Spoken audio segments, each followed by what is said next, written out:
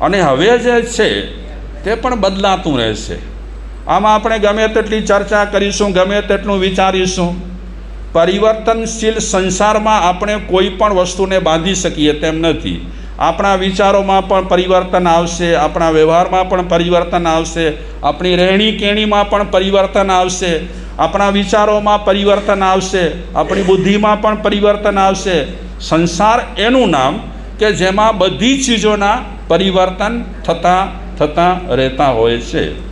તો માએ માંસાહાર કર્યું હતું અને માંસાહાર ખાવાનો દોહદ ઉત્પન્ન થયો હતો. એની સાથે સાથે માએ માંસાહાર તો કર્યું, દારૂ પીધું અલગ અલગ પ્રકારનું. ભાગ્યશાળીઓ, હવે આપણા સંસ્કારો પણ થોડાક શું થઈ રહ્યા છે?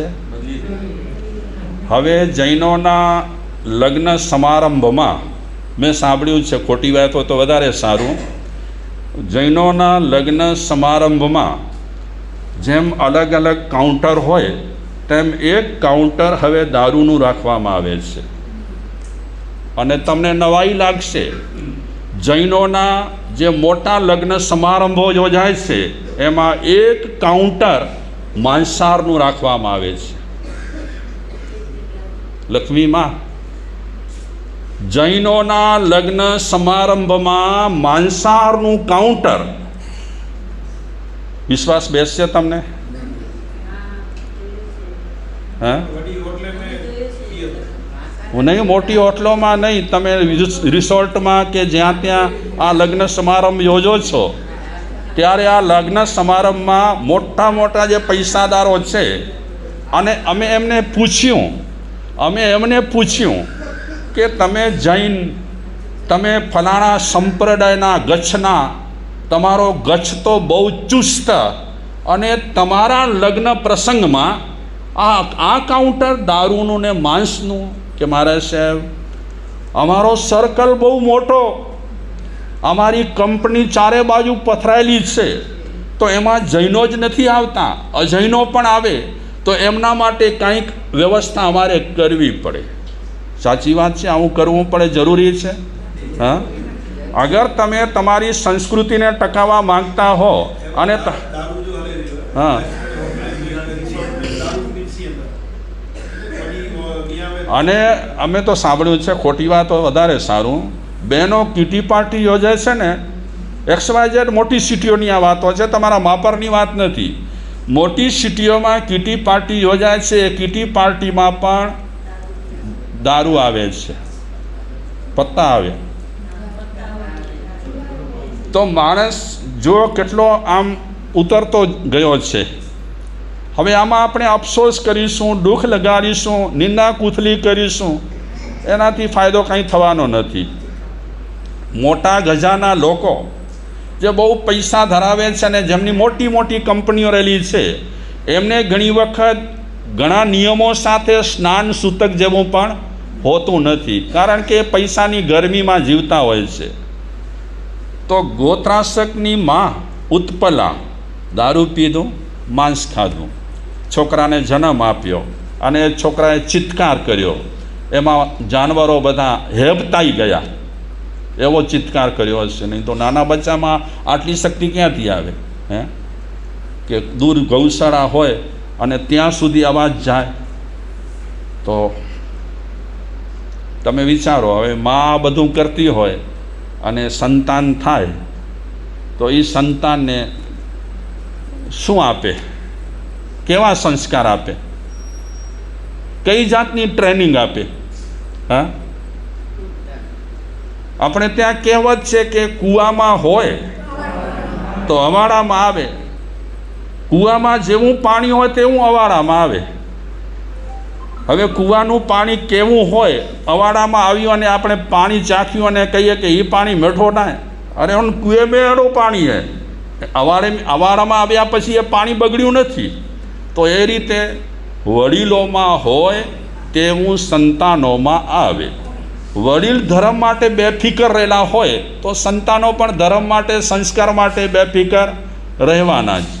તો ઉત્પલા દારૂ પીતી હોય, મટન ખાતી હોય, અને એનો સંતાન એને એ શું કહી શકે કે આ કરાય ને આ ન કરાય? આજે એવો વર્ગ એક રહેલો છે જેને સંસ્કાર સાથે કાંઈ લેવા દેવા જ નથી.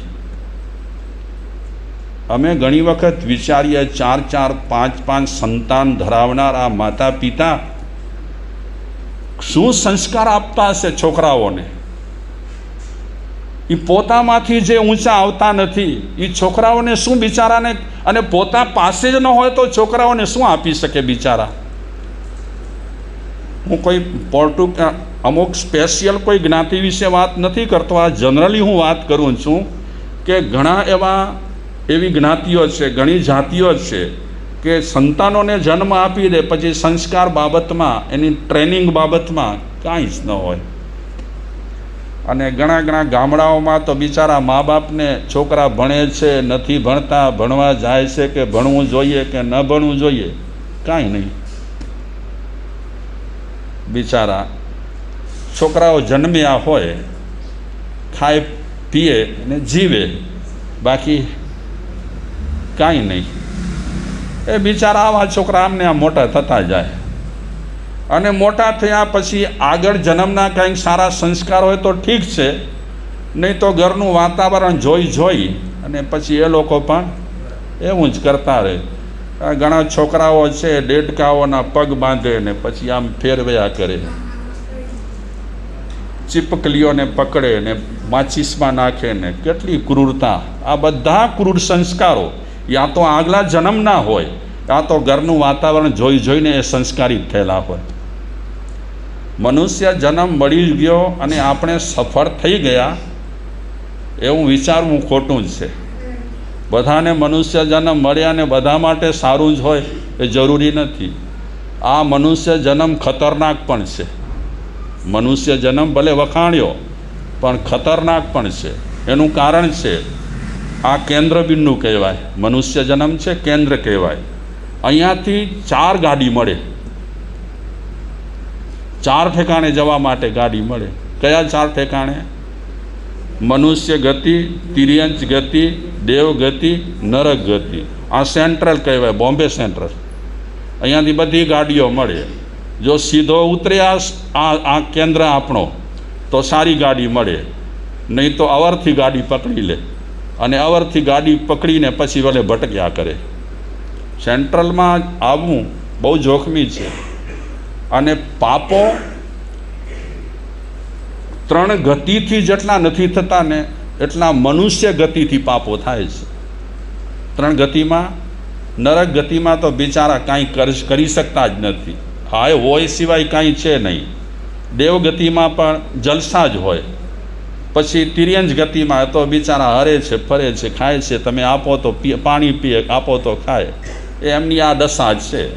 વધારેમાં વધારે પાપ બાંધનાર હોય તો કોણ છે? મનુષ્ય.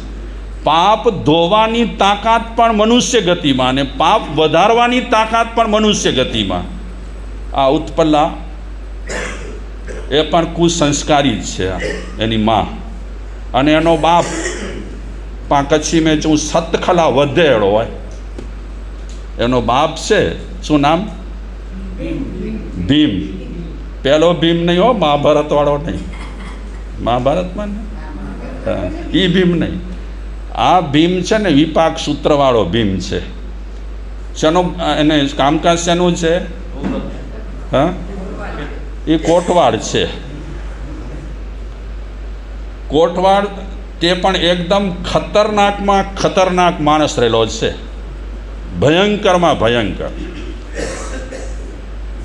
બાપમાં સંસ્કાર નથી, મામાં સંસ્કાર નથી, તો સંતાનમાં સંસ્કાર આવવા એ તો પૂર્વજન્મના હોય, કોઈ પુણ્ય તો મળે. હવે આપણા જૈનો માટે પણ એક મોટો સવાલ ઊભો થયો છે. શાંતિલાલભાઈ, તમે છોકરાઓને ભણાવો ખૂબ છો, પણ એ પછી એ તમારા સંતાનો જૈનીય સંસ્કારથી બિલકુલ વંચિત થતા જાય છે. જૈનીય સંસ્કારથી હજી તમારા સુધીની પેઢી છે ચાલશે ત્યાં સુધી. તમારા પછીની પેઢી એના માટે મોટો એક પ્રશ્નાર્થ છે. કારણ કે એ ફંટાઈ ગયા છે બધા. કોઈક વિદેશ જાય છે, કોઈક એવા જોબમાં પડી ગયા છે, કોઈને જરા માત્ર પણ સમય નથી. સવારથી કોમ્પ્યુટર લઈને લેપટોપ લઈને બેસે બિચારા, બપોરના જમે ન જમે અને પાછા લેપટોપ પર બેસી જાય. બે હાલત રહેલી છે છોકરાઓની. થોડા પૈસા તમને આપશે એટલે તમે રાજી થશો, પણ બિચારા એમની કતલેઆમ થઈ રહી છે છોકરાઓની.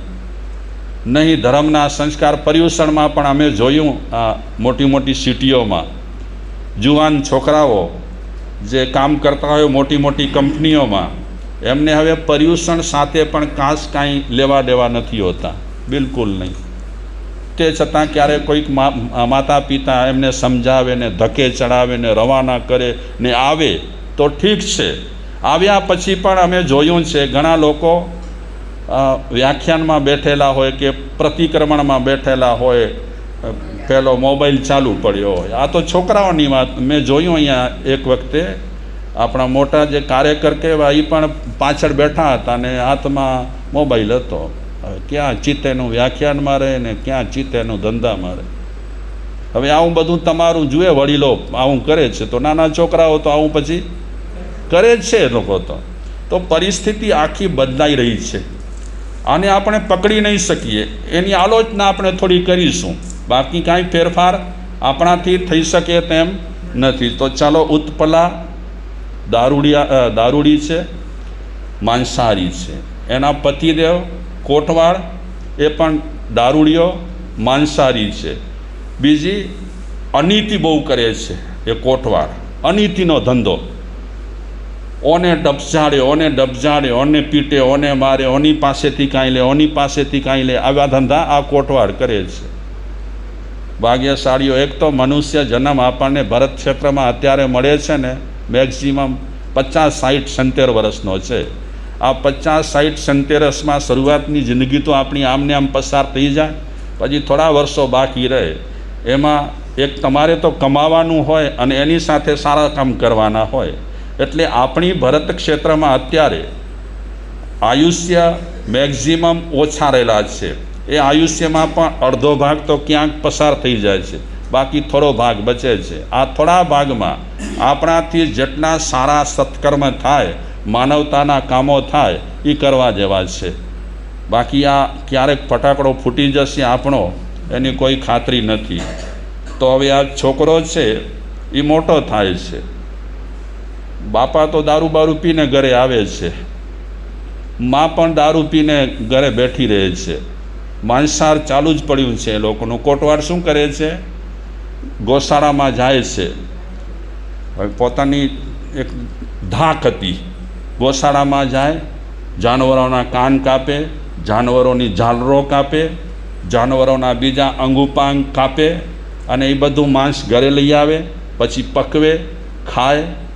દારૂ માંસ ચાલુ જ પડ્યું છે એના ઘરમાં. તો ગોત્રાસ શું કરે પછી? એ જે કરે છે ધંધો, એ પણ માંસ ખાય છે, દારૂ પીએ છે. હવે આ મનુષ્ય અવતાર મળ્યો છે આ લોકોને શું કામનો? હા, ભલે મનુષ્ય અવતાર અમૂલ્ય છે એમ લોકો કહે છે, કોઈ ભજનમાં એમ કહે છે મોંઘો મનુષ્ય જન્મ ફરી ફરીને મળે નહીં વારંવાર. પણ એ મોંઘો મનુષ્ય જન્મ આ લોકો માટે શું કામનો? તો આના વિશે આપણે વિચારીશું. હજી એ ગોત્રાસ શું કરે છે એના બાપુજીના હાજરીમાં કે પછી ગેરહાજરીમાં, એ વિચારીશું.